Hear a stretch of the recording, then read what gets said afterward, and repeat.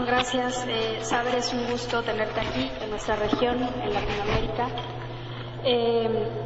Saludo también a los otros compañeros del panel y felicito la organización de este seminario regional sobre la implementación de los ODS, que es tan importante. Bueno, nos han pedido que hablemos sobre gobernanza y asociaciones y de manera muy particular sobre el objetivo 16, al que también se le conoce como el objetivo sobre Estado de Derecho, el objetivo que tiene que ver con la construcción y el fortalecimiento de las instituciones que de manera transversal posibiliten el cumplimiento del resto de la agenda de desarrollo en nuestros países. Yo traigo una presentación que no voy a poder desarrollar en 10 minutos, sin embargo yo espero que pueda ser distribuida entre todos y entonces solamente me voy a saltar algunas láminas, pero me voy a regresar.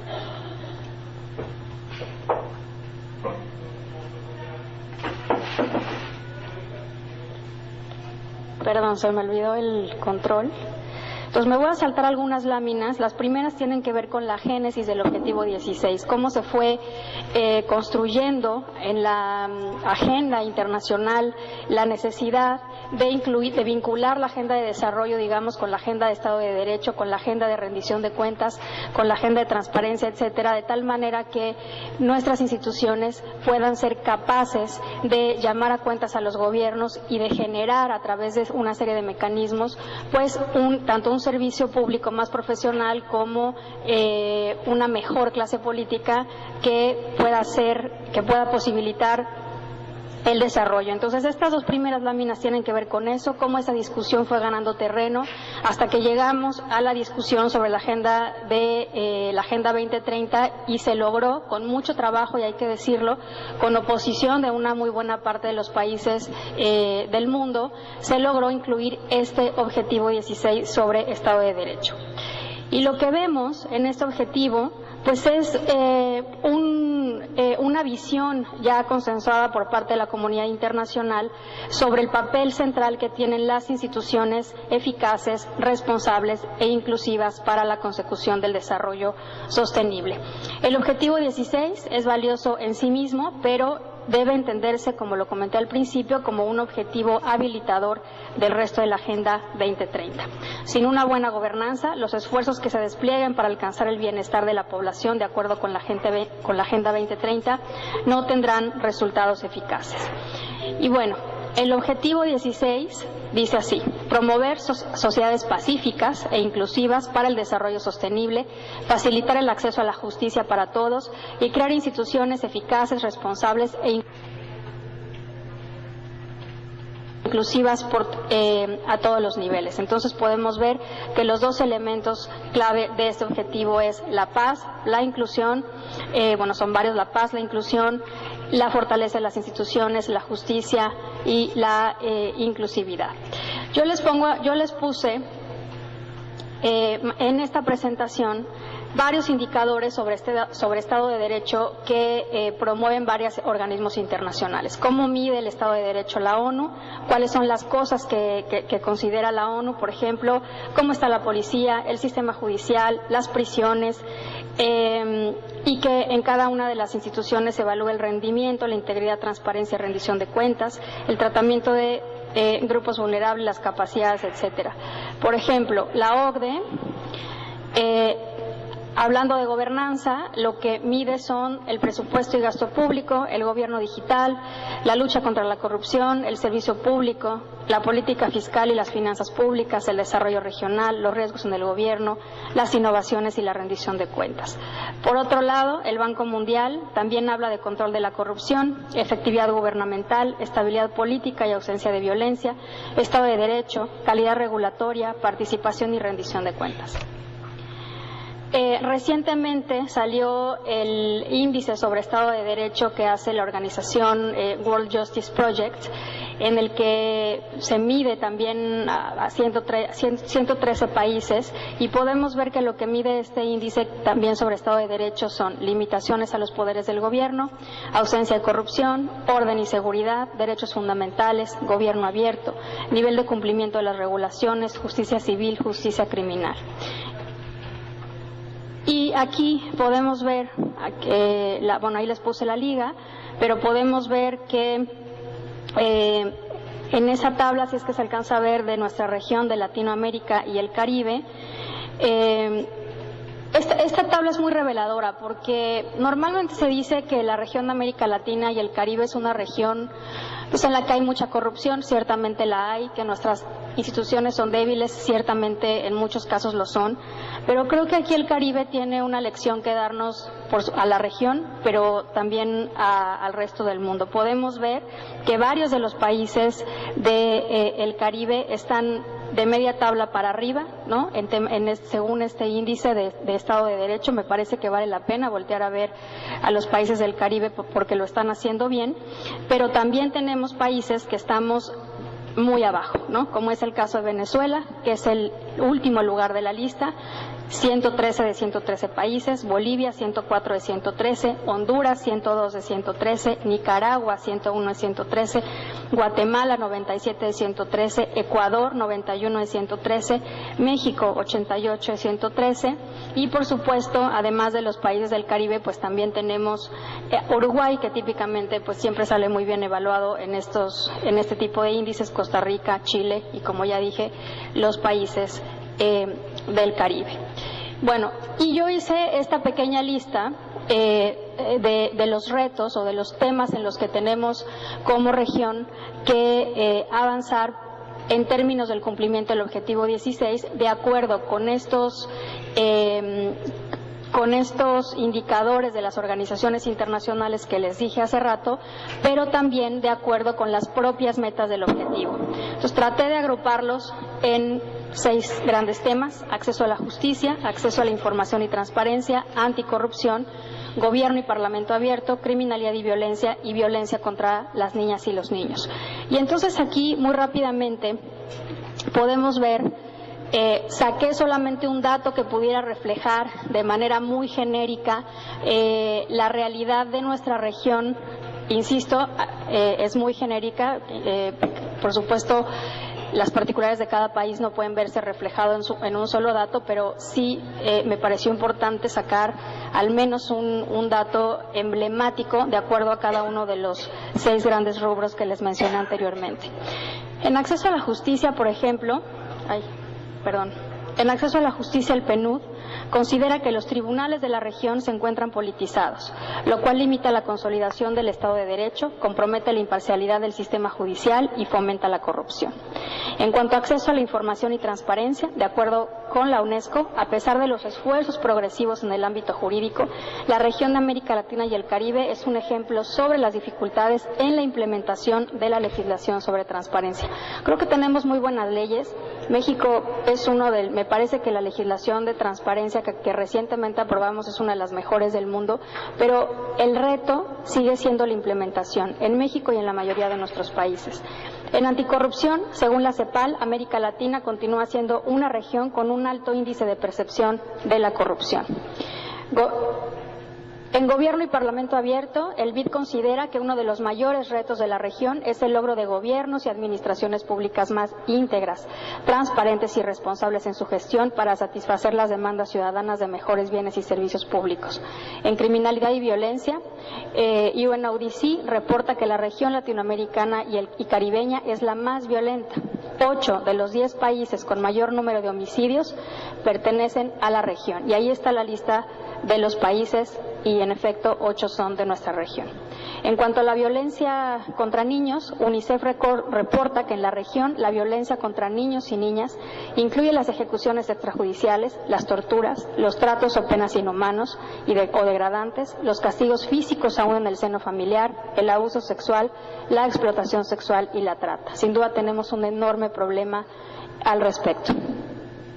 Sin embargo, también hay algunas buenas prácticas que he recogido pues de algunos países igualmente de la región. Por supuesto no son exhaustivas, son solamente algunos ejemplos y seguramente en la parte de preguntas y respuestas ustedes nos podrán compartir experiencias de sus propios países que puedan enriquecer esta presentación. En acceso a la justicia, por ejemplo, México recientemente implementó los juicios orales y la ley de mecanismos alternativos de solución de controversias en materia penal. Colombia creó la unidad de atención y reparación integral a las víctimas e implementación del programa de reparaciones individuales, que tiene avances en materia de registro de víctimas y de entrega de indemnizaciones.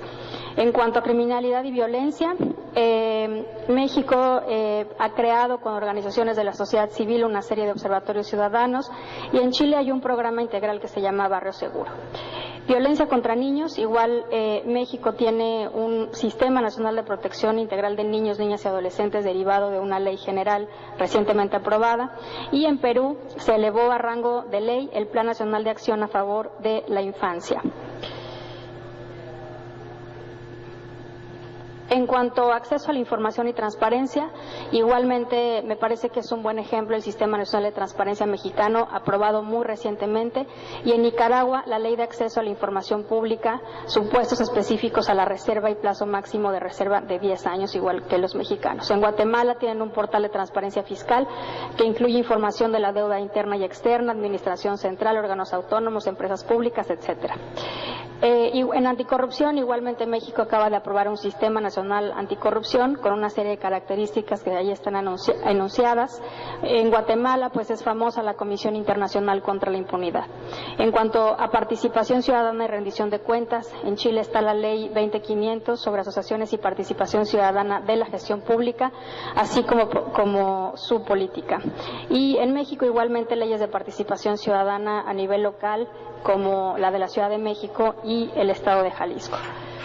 Quiero hacer, ya para terminar casi, un énfasis sobre el tema de gobierno y parlamento abierto como base o como una agenda facilitadora para la construcción de asociaciones, para la consecución de toda la agenda de los ODS. Las prácticas de parlamento abierto, de manera particular en lo que tiene que ver con lo que nos toca a nosotros como parlamentarios, son fundamentales para construir alianzas con organizaciones de la sociedad civil. Y aquí les quiero compartir una experiencia mexicana, pues porque es lo que más conozco.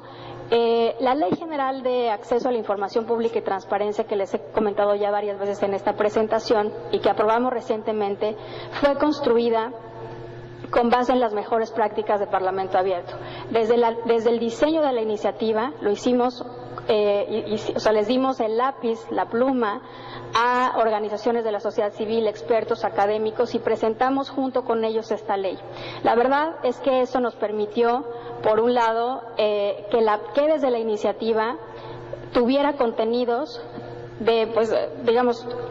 tuviera los más altos estándares de acceso a la información pública y transparencia, y al momento de negociar la ley con base en esta iniciativa, dado que venía respaldada por todas estas organizaciones de la sociedad civil, fue mucho más fácil vencer, las resistencias naturales que hay, y hay que decirlo con toda apertura, pues a estos temas desde la propia clase política. Entonces, no solamente se logra tener productos legislativos de calidad en términos académicos, conceptuales, de técnica legislativa, sino que al tener este respaldo ciudadano es mucho más difícil que en la negociación se caigan por intereses o lo que sea los contenidos planteados en las iniciativas. Entonces, estas reglas de Parlamento Abierto ayudan mucho. Igualmente, durante la construcción del Sistema Nacional Anticorrupción, estas organizaciones de la sociedad civil promovieron y presentaron una iniciativa ciudadana, y al momento de la dictaminación se les dio voz en los comités, igual que si fueran legisladores, no podían votar, pero sí se les dio voz para que pudieran en el proceso de dictaminación defender su iniciativa, y esto igualmente pues generó que tuviéramos un sistema anticorrupción mucho más fuerte, porque venía respaldado y construido desde la ciudadanía. Entonces, la agenda de gobierno y Parlamento Abierto es, insisto, una vía para la construcción de asociaciones y de gobernanza. Quiero terminar con una reflexión sobre el ODS, que, como dije, de la implementación adecuada de este objetivo depende el éxito del resto de la Agenda 2030, pero también es un camino, me parece, para devolverle al servicio público y a la política dignidad, credibilidad y respeto. La transparencia, los mecanismos de rendición de cuentas y terminar con la corrupción de la impunidad, sin duda ayudarán a recomponer la crisis de confianza entre ciudadanos y políticos que está generando resultados como el Brexit o el triunfo de Donald Trump. La crisis de confianza que estamos viviendo ahora no viene de hace 1 año, 2 años, 3 años. Yo empecé a hacer política en el año 1994. Yo tenía 18 años. Decidí estudiar ciencias políticas y decidí dedicar mi vida al servicio público. Mi papá todavía es un pequeño, mediano empresario, es ingeniero. Mi mamá es médico, bueno, era médico porque ya falleció. Y nadie en mi casa, en mi familia, es político. Entonces, cuando yo decidí hacer eso, mi papá me dijo, Laura, pero nadie los quiere. ¿Por qué quieres ser política? Nadie los quiere. Y bueno, cuando le dije que iba a ser candidata a diputada, pues no les digo cómo me fue. Creo que a mi papá le daba pena tener a una hija que fuera diputada. La verdad es que no solamente mi papá tiene una mala opinión de los políticos. Esa mala opinión de los políticos la tienen millones de latinoamericanos y millones de personas en el mundo desde hace por lo menos 2 décadas, que es cuando de manera directa alguien me dijo que los políticos, que no era buena idea ser político. Y aquí está el último informe de Latinobarómetro que todos conocemos muy bien en esta región, el de este año, y se llama El declive de la democracia. Como saben, la confianza en las instituciones, la satisfacción de la democracia en nuestra región ha venido decayendo de manera consecutiva desde el 2009 hasta la fecha. Aquí está la gráfica. Y de manera importante también ha venido decayendo la confianza en el gobierno, en el Poder Judicial, en el Congreso y en los partidos políticos. La credibilidad de la política y los políticos también cada vez de manera constante ha venido decayendo durante los últimos años, y me parece que nosotros como parlamentarios pues tenemos que pasar del discurso y de las reflexiones en este tipo de seminarios a tomar acciones concretas para revertir esta tendencia. Y el objetivo 16 me parece que es un objetivo habilitador que puede ayudar a revertir esta tendencia. Quiero terminar con esta frase de Luis Almagro. La honestidad, la ética y el decoro republicano no son mera ideología, sino que son valores democráticos esenciales cuya implementación alimenta las esperanzas de las nuevas generaciones. Durante estos 20 años he tratado de no decepcionar a mi papá y de demostrarle que sí se puede hacer política y que sí se puede hacer bien desde el servicio público. Ahora tengo un hijo que es parte de esas nuevas generaciones y creo que este objetivo 16 es un medio para alimentar la esperanza de mi hijo y de las nuevas generaciones. Muchas gracias.